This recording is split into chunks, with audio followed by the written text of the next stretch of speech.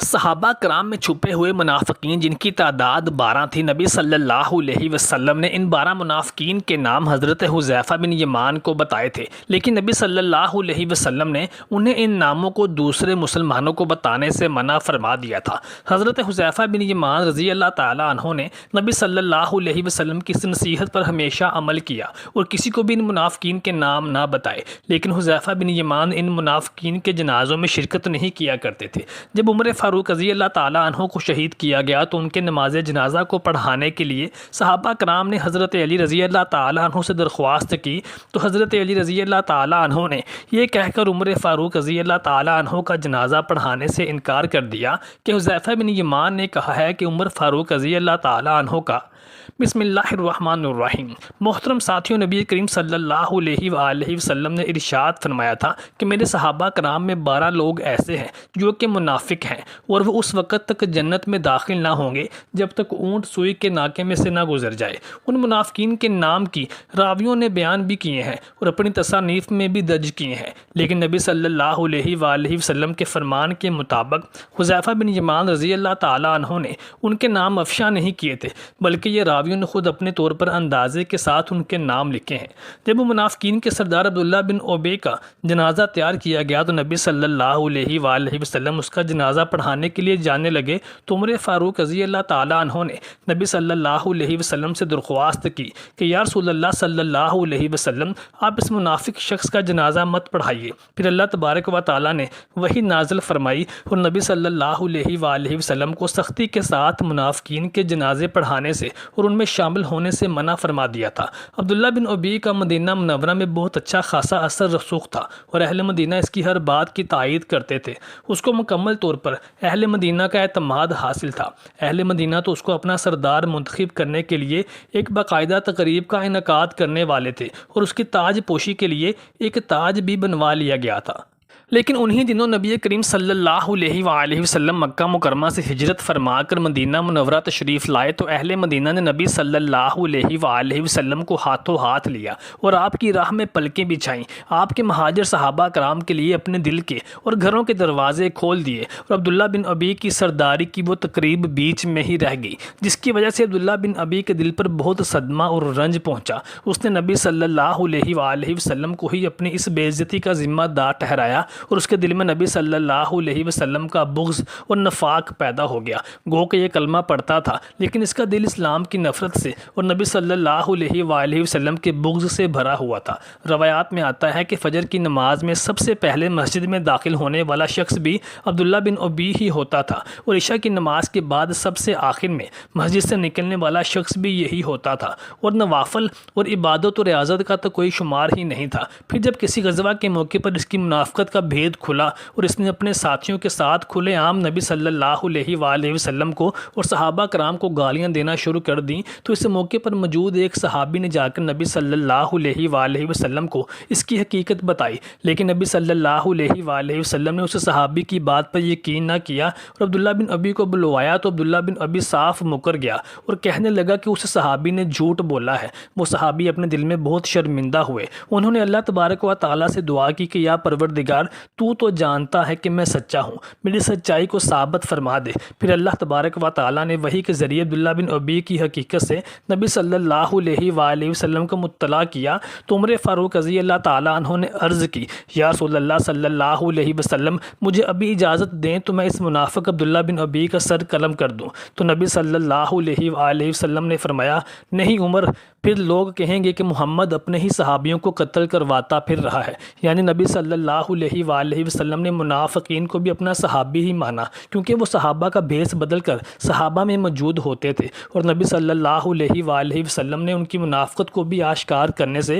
اپنے صحابی کو منع فرما دیا تھا۔ اس لیے حضرت حذیفہ بن یمان رضی اللہ تعالیٰ عنہ کو رازدار رسول بھی کہا جاتا ہے کہ انہوں نے نبی صلی اللہ علیہ وآلہ وسلم کی اس راز کو اپنے سینے میں آخر دم تک دفن رکھا۔ عمر فاروق رضی اللہ تعالیٰ عنہ کو حضرت مغیرہ ابن شعبہ کے ایک غلام نے صرف اس وجہ سے قتل کر دیا تھا کہ عمر فاروق رضی اللہ تعالیٰ عنہ نے اس کے خلاف کوئی فیصلہ صادر فرمایا تھا، جس کی تفصیلی روایات یوں ہیں کہ یہ مغیرہ ابن شعبہ کا غلام تھا اور یہ ان کی غلامی کے علاوہ لکڑ ہارے کا کام بھی کرتا تھا، اور مغیرہ ابن شعبہ اس سے اس کے اس کام میں سے حصہ لیا کرتے تھے۔ اس نے حضرت عمر فاروق رضی اللہ تعالیٰ عنہ سے شکایت کی کہ میرا مالک مجھ سے میری اجرت میں سے زیادہ حصہ کاٹتا ہے، جس کے جواب میں عمر فاروق رضی اللہ تعالیٰ عنہ نے ارشاد فرمایا تھا کہ وہ تیرا مالک ہے اور وہ تجھ سے جتنا حصہ بھی لے رہا ہے وہ بالکل مناسب ہے۔ اب چونکہ یہ لکڑہارے کا کام کیا کرتا تھا اور چکیاں بھی بناتا تھا، عمر فاروق رضی اللہ تعالیٰ عنہ نے ایک بار اس سے کہا کہ میرے لیے بھی کوئی چکی بنا دو، تو اس نے کہا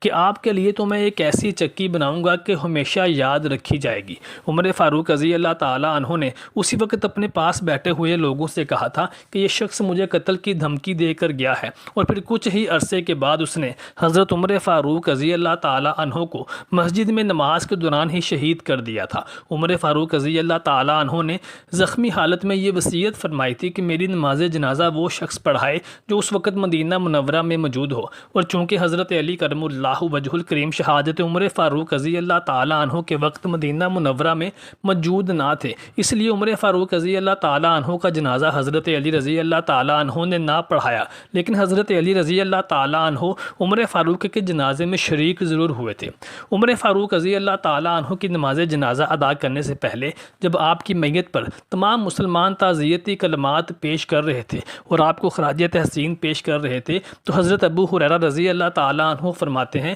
کہ میں بھی عمر فاروق رضی اللہ تعالیٰ عنہ کی میت کے سامنے بیٹھا ہوا تھا کہ اچانک کوئی شخص میرے پیچھے سے آیا اور اس نے اپنے دونوں بازو یعنی اپنی کوہنیاں میرے دونوں کاندھوں پر رکھیں اور عمر فاروق رضی اللہ تعالیٰ عنہ کی میت کی جانب منہ کر کے کہنے لگا کہ میں نے نبی کریم صلی اللہ علیہ وآلہ وسلم سے سینکڑوں بار سنا تھا کہ میں ابو بکر اور عمر فلاں جگہ گئے، میں ابو بکر اور عمر فلاں جگہ سے واپس آئے۔ جس طرح سے نبی صلی اللہ علیہ وآلہ وسلم ہمیشہ اپنے ان دونوں ساتھیوں کے ہمراہ پائے جاتے تھے، مجھے اللہ تعالیٰ سے یہ گمان اور امید تھی کہ اللہ نبی صلی اللہ علیہ وآلہ وسلم اور ابو بکر صدیق کے ساتھ ہی عمر کا حشر بھی کرے گا۔ ابو ہریرہ رضی اللہ تعالیٰ عنہ فرماتے ہیں کہ جب میں نے پیچھے مڑ کر دیکھا تو وہ شخص کوئی اور نہیں جو حضرت عمر فاروق رضی اللہ تعالیٰ عنہ کی میت پر خراج تحسینی اور تعزیتی کلمات ادا کر رہا تھا، وہ کوئی اور نہیں بلکہ حضرت علی رضی اللہ تعالیٰ عنہ تھے۔ شیعہ یہ افواہیں پھیلاتے ہیں کہ حضرت علی رضی اللہ تعالیٰ عنہ سے جب عمر فاروق رضی اللہ تعالیٰ عنہ کا جنازہ پڑھانے کی درخواست کی گئی